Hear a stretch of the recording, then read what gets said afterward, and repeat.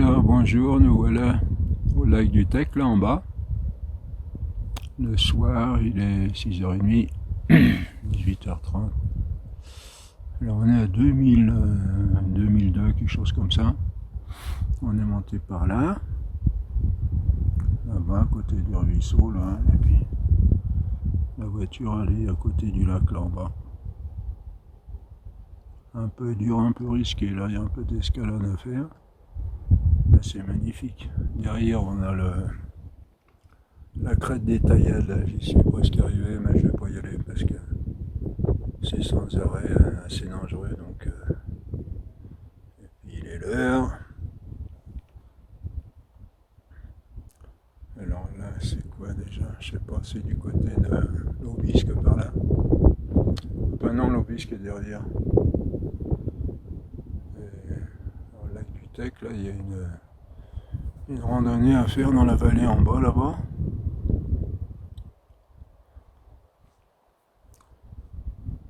Voilà, merveilleux paysage.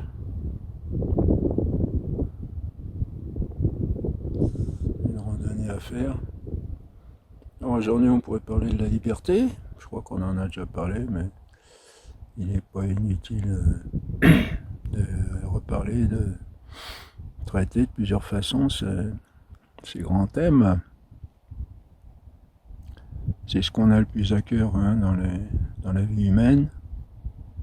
On voit les manifestations, tout ça, c'est pour avoir des meilleures conditions de vie, mais on sent que, surtout en ce moment là, si on pouvait avoir les rênes la bourse, le porte-monnaie de l'État, pour se servir soi-même, ça serait pas plus mal. Bon, enfin, c'est pas ce que je dis, hein, c'est ce que je pense, beaucoup pensent. Aujourd'hui, on est dans une période d'anarchisme. Hein. L'anarchie a beaucoup est très cotée en ce moment. D'où toutes ces manifestations là, pour un oui, pour un non. Il n'y a plus d'autorité. Il n'y a plus d'autorité. Alors ça, c'est grave parce que dans un corps, vous voyez, si chaque élément, si chaque organe, chaque cellule faisait ce qu'elle voulait pour son intérêt propre, hein, qu'est-ce qui se passerait? Ben, le corps ne tarderait pas à périr. Alors il y a encore un reste d'autorité parce qu'il y a un reste des anciennes valeurs, mais pour combien de temps encore? Et ce qu'on revendique surtout, et puis ce que a remis en valeur aussi les droits de l'homme là, depuis la Révolution. Bon, la Révolution, on pourra en reparler, mais c'est pas forcément une bonne chose. Hein. Alors il en est sorti des bonnes choses, mais qui existaient déjà avant. Donc là, on les a remises. C'est vrai qu'il y a eu des abus, donc il fallait remettre les choses au point, mais faut pas croire qu'on est arrivé à un temps où enfin on a découvert les meilleures valeurs. Alors la liberté, bon, c'est sûr, la première définition qui nous vient à l'esprit, c'est faire ce qu'on veut. Hein, bon, c'est vrai dans un sens.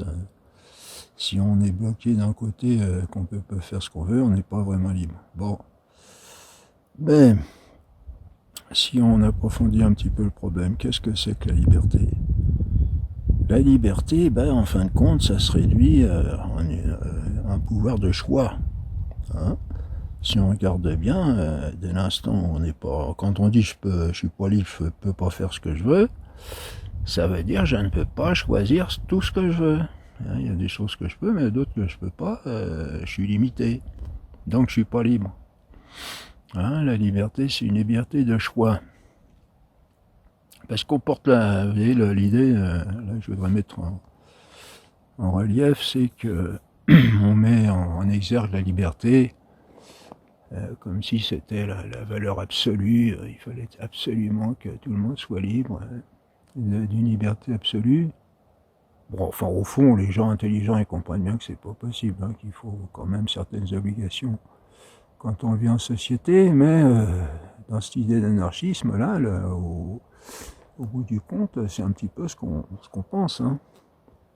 Et alors, Donc si on regarde un peu plus près ce que c'est que la liberté, que c'est un pouvoir de choix, une faculté de choix, à ce moment-là, ça se précise, c'est que un choix, qu'est-ce qui détermine d'une façon très générale?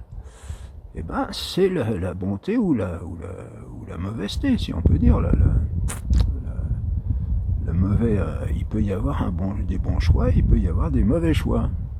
Ah, et donc, comme la liberté est une faculté de choix, eh ben, il pourrait y avoir une bonne liberté et une mauvaise liberté. Vous comprenez?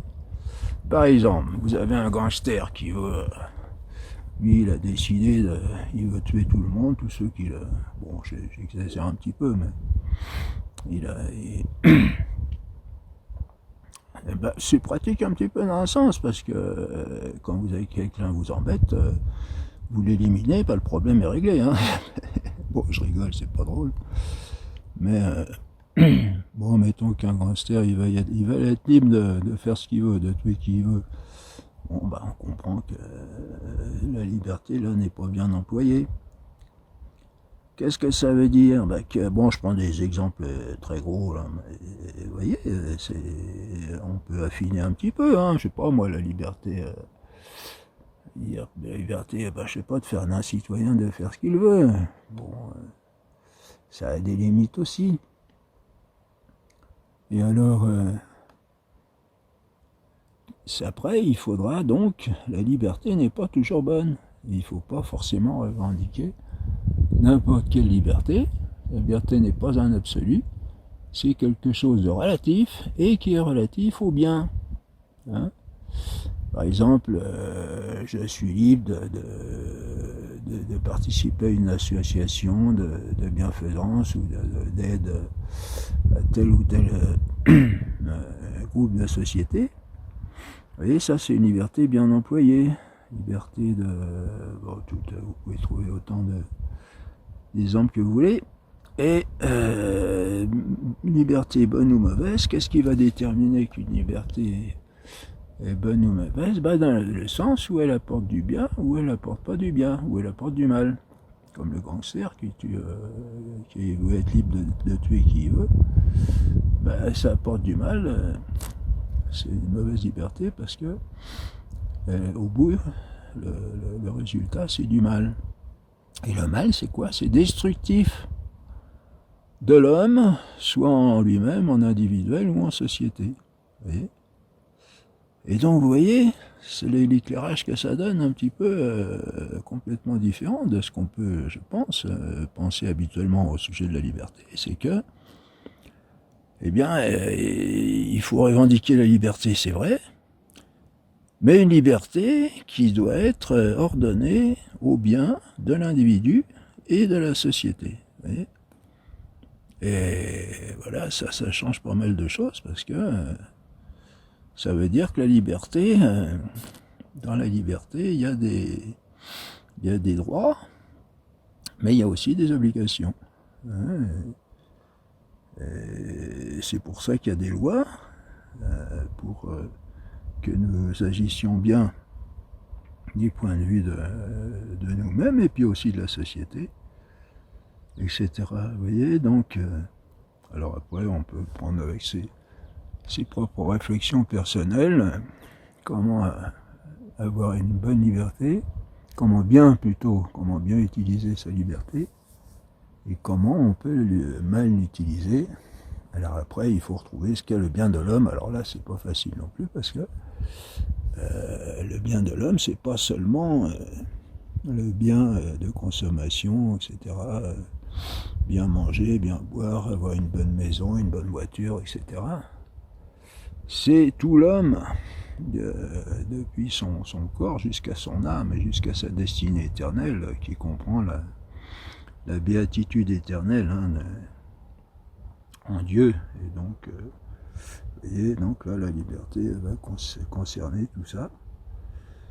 Donc, liberté chérie, oui, d'accord, mais liberté dans la mesure où, bonne liberté dans la mesure où elle est bonne, c'est-à-dire où elle fait des bons choix, Et pour faire des bons choix, bah, il faut savoir ce qui est bien et ce qui est mal, et ça c'est une autre tartine, on pourra en reparler. Voilà, à plus tard.